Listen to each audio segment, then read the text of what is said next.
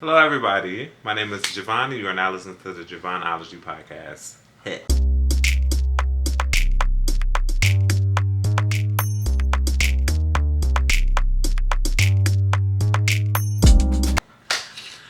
Hello, people who are watching on YouTube. I am Javon. If you are new to my channel, hi. And if you want to see this on my YouTube channel, which is the visuals, you can definitely follow and subscribe to my channel at vaughnthabest, which is VAUGHNTHA best. Once you go on there, you can also click on the podcast. I do have a playlist already set up, so you can go through the episodes freely. Or you can just listen on all platforms where podcasts are provided to listen to the JVaughnology Podcast. So, welcome, new people, old people, what's up? So, in today's podcast, you can see by the titles, we're going to be speaking of the pros and cons of being stagnant and of growth. Now, I think it's very important that you do grow. Don't get me wrong, I feel like that's very big, but there's also nothing wrong with being stagnant as well. For me personally, the stagnant that I have right now is work. Prime example. I'm very content at what I do right now, and I don't see anything wrong with that, but I do see a lot of people having an opinion on that, of saying that there is something wrong with it. Now, there's nothing wrong with people being stagnant as long as you're happy. I feel like that's the big thing. Like, not everybody has to get promoted every year. Not everybody has to get promoted every time they have an opportunity to get promoted.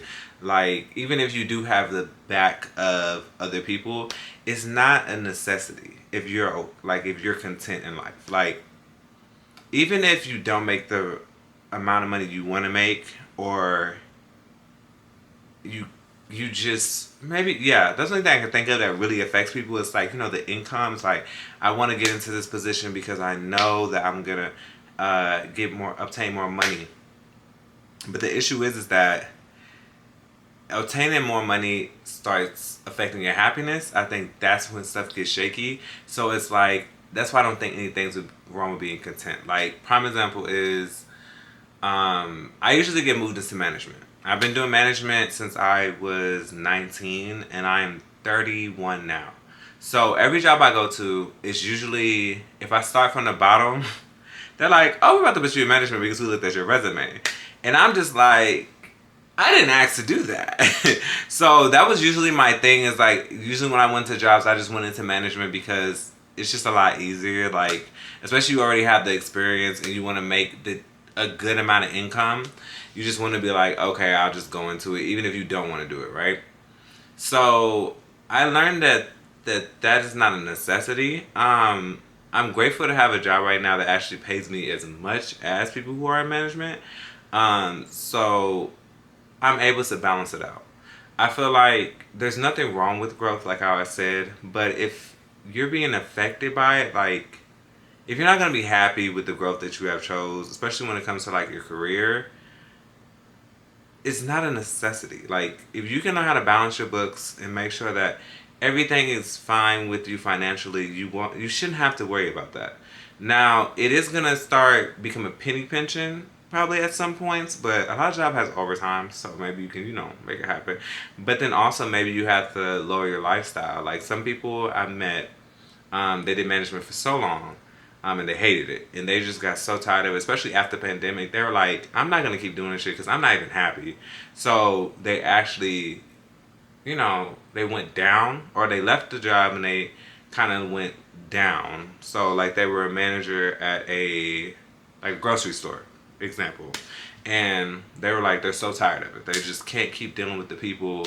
They can't keep dealing with the drama, and they just want to be happy. They want to not have to work every holiday. So they were like, I'm going to take a step down and do something different, as like maybe even be like a vendor or somebody that's not necessarily needed so much at the job. And they did it. And it actually worked out very well for them. But it was like a prime example, even for me, honestly. I came from management. Again, I've been in management for like eons, y'all, and eons. And I was always so scared to take that step down because it's like, I don't want to not make as much money as before, which did happen. I took a step down and I wasn't making as much money as I was before. So then I had to get a second job to try to like collaborate. But things started falling into place for me, and people started really recognizing my abilities, and I was able to get moved to another position, which is not management. I mean, it's more managing like product and stuff like that, but it's not over people, because we love not working over people, because people and their personalities just, but it all eventually worked out for me, and it fell into place, which I thank God for every day. But now it's like everybody's ready for me to go to the next step. Like, okay, so you did this is cool, but it's time for you to elevate. And I'm like, do I have to elevate? Because I'm cool where I'm at. And this is like the first time I ever like was really very passionate about, like, I'm cool with this. Like, I don't see the point of me moving up. I don't see the point of me doing it in growth. Maybe in the future, but for like right now, I'm cool with being stagnant. I'm cool with everything being calm and collective. Like, I'm cool with like doing the same thing over again. Like, I'm very content with it. Which sometimes I get like a side eye about it, because they know the potential that I have. They know my experience that I have, and I can run circles around a lot of people. And I just don't think it's necessary. Now, this is where it comes to get to the flip part of it. Like, I can do what I do and be stagnant, and I'm happy. My thing is when you're stagnant and you're not happy, I think that's when the conversation needs to go into either you elevate or you just get out of the way. But I think it's very important that if you are going to grow or have any growth, it's also understanding that your happiness is a big thing. I feel like, especially us growing up in this day and age, or at least my generation for sure, we were kind of drilled into our head that we had to do this, that, and this to be happy. Like, you can't just be a regular person at work. Like, that's a no. You need to, like, step it up. Every year you need to get into a new position. Every year you need to elevate. But it's like, now we're, like, conditioned to, like, going to work being like, I'm getting promoted. Period. Like, there's no conversation. Ain't nothing to talk about. And it's like, that's not always what it needs to be. Like, I don't know, maybe because our parents, like, they seen that elevation is the best way, best policy. But then also put in perspective, like, a lot of us don't have kids. I feel like my generation, we understood, like, not saying the whole generation, but I do see that there's like a part of us, like, I think it's kind of like 50-50 for me. There's like people who have kids and who don't have kids. And I'm not saying the people who have kids, they don't have to do this. But I'm saying the ones who don't have kids, we're kind of like chilling. Like, we're okay. We don't, like, it's this TikTok, it's like this TikTok quote, and she's just like, I don't have kids. I don't have to fight for everything like you do, or something like that. It was off of, I think Santana said it's a Carisha. But, I don't have to go as hard as you.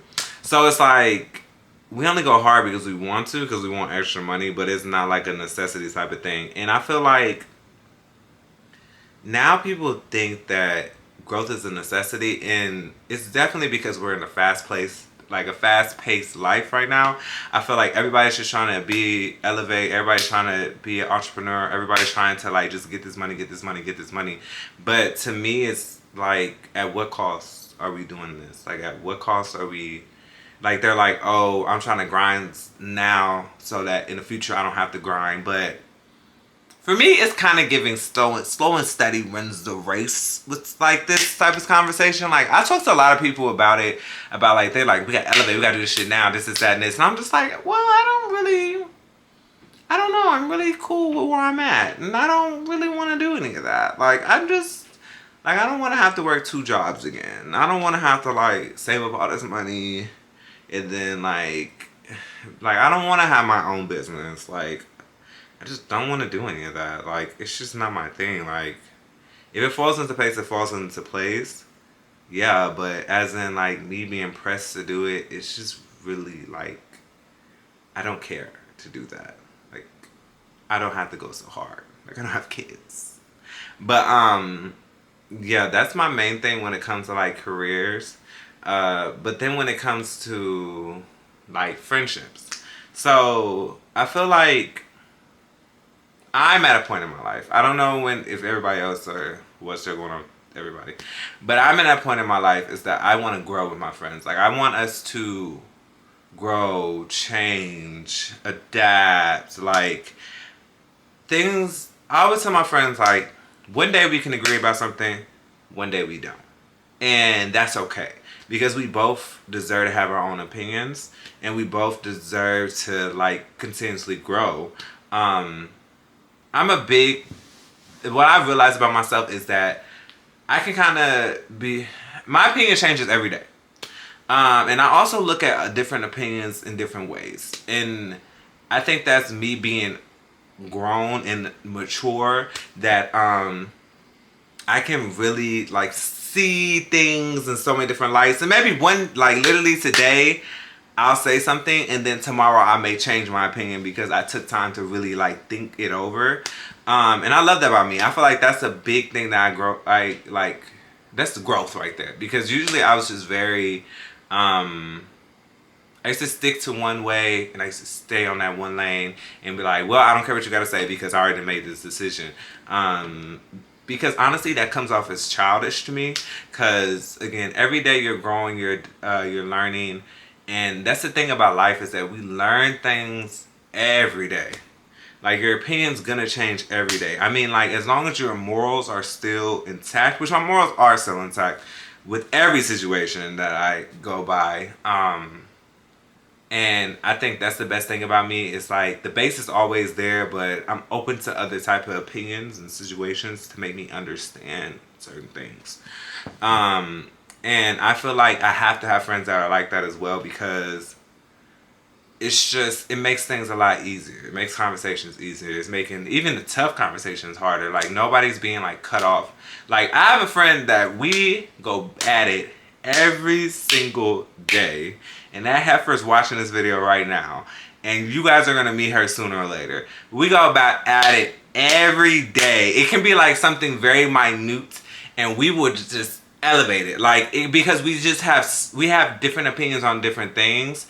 But at the end of the day, like, I can go back and forth with this person and know that we're still friends. I feel like back then, I couldn't do that. Like, I feel like I would go back and forth with that person and I didn't know if we were going to talk the next day. Like, and I love that, and I love that, like, that growth of friendship, and that's just me in general selecting my group, selecting my circle better with more mature people who are open to growth. And that's like, it's very comforting. It makes me really happy that I don't have to worry about my friendships changing just because we both have different opinions on things. Because me and my friends have different opinions on everything. Because we both are very like, I feel like especially in my circle, my intimate circle that I have now, everybody's very opinionated. And we're going to get our point across. But at the end of the day, we're just like, I see what you said. I love that for you. I don't agree with it, but it's okay, girl. And I love that because a lot of friendships are not like that. And I have met people who are very like-minded. Like, I don't really agree with people being...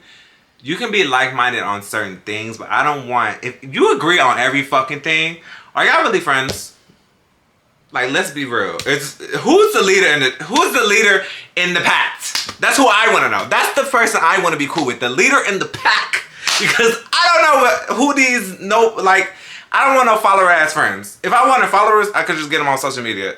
Like, let's be real. You can pay for them. And I feel like nowadays, there's a lot of followers and nobody with opinions. I'm just saying. I'm keeping the beam with y'all. But we'll go down that path another time in life. But yeah, even when it comes to family, I feel like before I used to be so...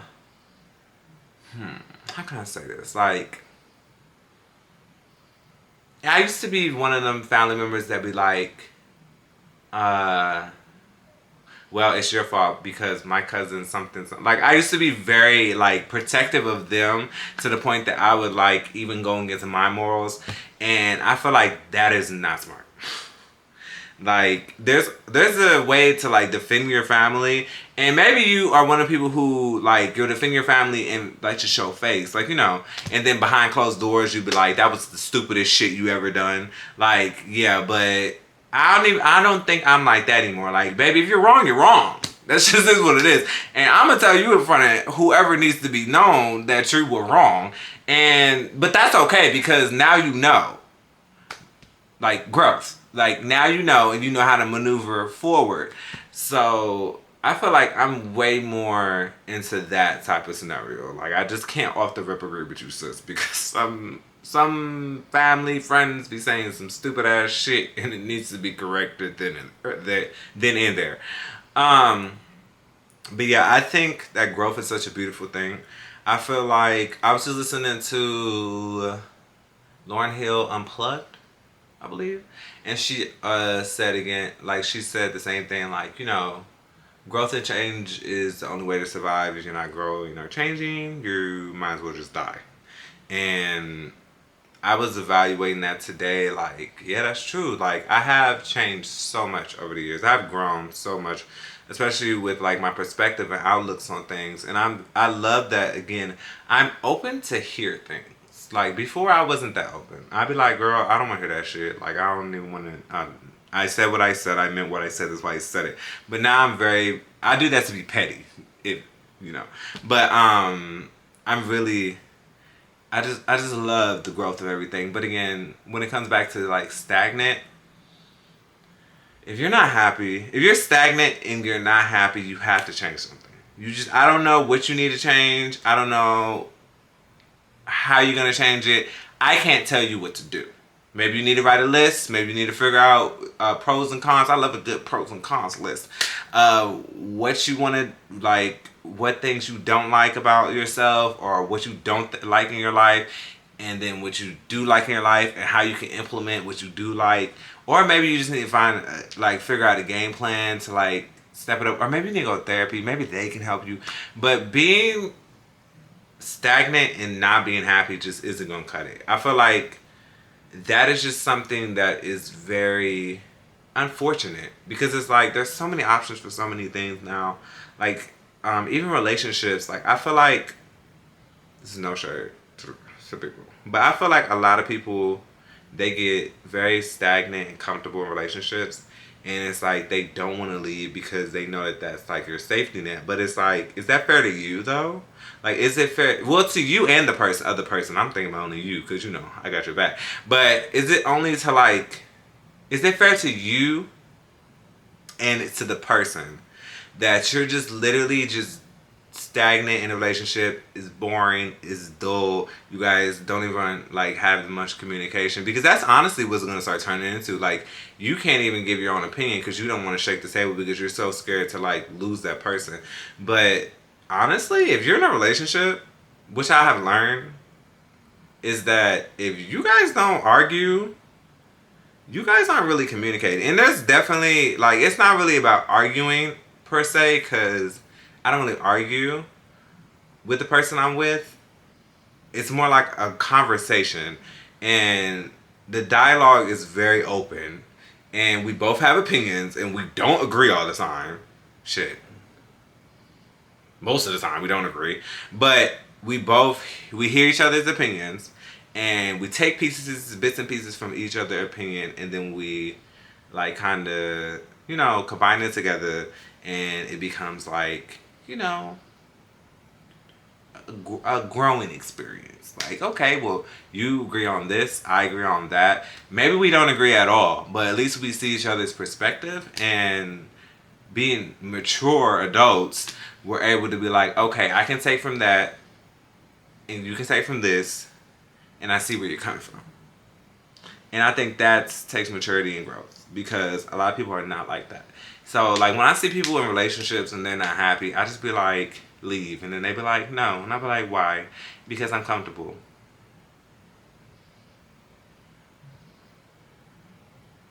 Because he takes care of your kids, or because he pays all your bills. Like, I don't know. That's what I'm saying. Stagnant can get real, like, nasty. And then, of course, it will start affecting your mental health because you feel like you're stuck. But, Yeah. Those are the pros and cons of growth and stagnant. For anybody that feels like they're stagnant in life, there's always a way to shake the table. And you should always find a way to shake the table, or at least work on something so that you can be happy. I am a true believer that everybody deserves to be happy, no matter what situation it is. If you need to get out of a situation, I say get out of it. At least plan accordingly so you can get out of it. If you want to abruptly get out of it, it's your life. I don't say do that because I'm a planner. I like to plan things and then get out. But yeah, you just being stagnant, honey. You deserve better. You deserve more. I'm telling you myself, you deserve more. So you need to find a ways to make sure that you're happy. And it needs to be something that you want to do. Not what you think everybody else wants to do. It's what you want to do. Okay? Alright. So, we do have a question because I have started a segment which is... I have a question. Yeah. I forgot the name of it. My bad. So... in this segment, we're gonna. I have people who ask me questions, and I'm going to answer them for you. It'll be anonymous, so I'm about to look because I screenshotted a lot of them. How much money do you need to save before moving to another state? All right, so down to the nitty gritty of finances. I'm gonna tell you how I moved. I moved from Georgia to Florida, right? I moved from Georgia to Florida and I had a job. Let me say that. I was relocated to a different state. So, I didn't have any money saved. All I did was I went to go get a credit card and I just YOLO'd it. So theoretically, I had about $5,000, if you want to say, saved because I had it all on the credit card. Now, is that the wisest decision to do? No. But was I trying to get the fuck out? Yes. And I wasn't gonna not... I feel like I didn't want to miss this chance because I felt like it was a once in a lifetime chance and I was offered to go, even though I wasn't paid to be relocated. That's the real thing. I wasn't paid to be relocated. I just up and left with whatever. They even told me they're not going to pay to relocate me. And I was just like, okay. Now, was that the smartest thing to do? No. But did I do it? Yes. Because I really wanted to move. So, what I would say, if I could go back, I don't regret anything I did. But if, as in, say I was telling somebody who's younger than me, or I have been asked this question actually a lot of times by even family members as well. This is the thing. Before you move to a different state, I want you to think about it precisely. First, I want you to go to that state, see if you like it. If you don't like it, don't go. There's no point in you trying to YOLO it and make it shit shake because if you don't like it, you don't like it. 2, when it comes to the money aspect, you need to have at least 3 months of rent saved up. So whatever amount the rent costs, you need to have 3 months worth. And the reason why I say that is because when shit hit the fan, bitch, you're going to need a month to recuperate. You're going to need a month to figure out what you're going to do next. And that month you're going to be figuring out what you need to do next is when you need to get the fucking job. Because if you don't, the 3rd month is going to be very dire for you. So having 3 months saved of rent is very important. Make sure you have an extra $2,000 so that you are able to pay this deposit and then pay for utilities to get turned on because I don't know how your credit looking. Your credit looking bad, it's going to be expensive to turn on shit, okay? It's expensive to turn on lights. It's expensive to get into the apartment. It's just expensive. So if your credit is trash, have an extra $2,000 for cushion. So say your rent is about $1,500. I mean, you may have expensive. I hope you don't pay that much for rent for a 1 bedroom. If you, but if you do, you have so 15, 15, 15. So you're gonna have to at least have $4,500 saved up before you move, and that is a cushion. Now, if you want to take a risk, at least have 2 months saved. Especially if you're being relocated, 2 months should suffice. If you're not being relocated and you're just YOLOing to a different state, 3 months is needed. And I know it's gonna be very hard, but you really have to start pinching pennies. You may need to get a second job, but you need to have that security net, honey. I'm telling you, going to a different state and not having a security net is like the most scariest shit. Cause I didn't have one, and I got screwed over by one of my roommates which is a story time in itself. I think I actually did a video on that. It's probably on my YouTube channel somewhere, whatever. Either way, getting screwed over by a roommate. You just gotta, or if you're gonna move by yourself, great. Preferably, I would say move with a family member if possible, but I mean, it happens. If you go by yourself, like I went by myself, that is the amount of money you should have saved up. Like, at least, so, let me get a calculator. I don't even need a calculator. So you did 4,500. So you need at least have 6,500 saved up. I feel like that would be I know it sounds like a lot. I know it sounds like a lot of money. If you feel like that is too much money, I say again, do the 2 rents and at least have 2,000 for deposit. I know it's a lot of money. I'm not saying a lot of you, but if you want to do it safe and secure, and you want to be, if you feel like you really want to make this move and you don't want to stress about the money, that's the only way I can think of, honestly. Because when that money hits, it hits. And you know, bills are unforgiving. Baby, bills don't care. You can't pay your rent, you're going to get kicked out. Like, there is no...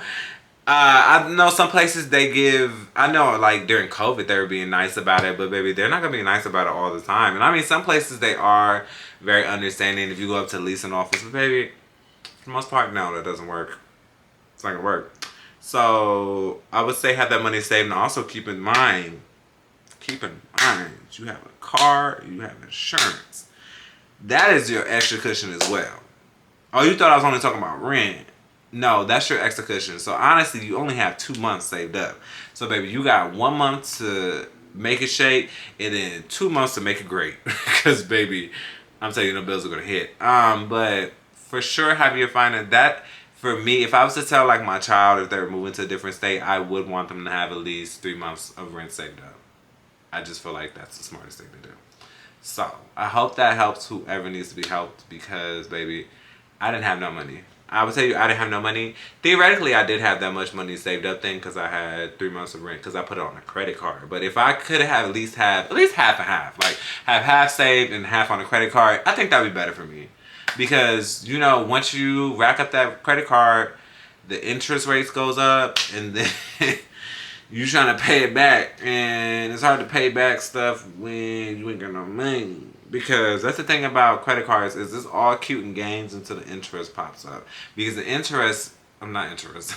interest increases by the amounts of how much you are using on a credit card. So if you already have $5,000 in the hole, it's not going to be no cute little interest of like maybe what, everything's like $5 or $6 is interest or whatever. If you're at $5,000 and that's your max, baby, you're gonna be paying at least $100 and something in interest. I'm not a financial advisor, but baby, from my experience, that's what it gives, and it's gonna be rough. But yeah, I hope that helps out whoever needs to be helped out. Wink, wink. I hope if you do move, everything works out for you. Wink, wink. The person who I know who wrote this I know exactly who wrote this, because they asked me about it not too long ago. And yeah. Well, that's all I have for this podcast episode. I hope you guys enjoyed. Make sure that you thumbs up. Make sure that you, I don't think we get thumbs up on YouTube, and you can share this podcast with whoever you need to share it with. It was lovely speaking to you guys. I will see you guys next time. Also, honorable mention, this hoodie is made by my best friend. It is for Jules for Crown. Ooh, Jules for Crown. So if you want to check it out, you can check him out. His name is Russ. Alright, so it's King Russ 87 if you do want to purchase one of these hoodies. So proud of you. I'm so happy that you were able to get your hoodies out. And thank you guys for watching. I will see you guys next time. And everybody stay blessed and beautiful. Peace.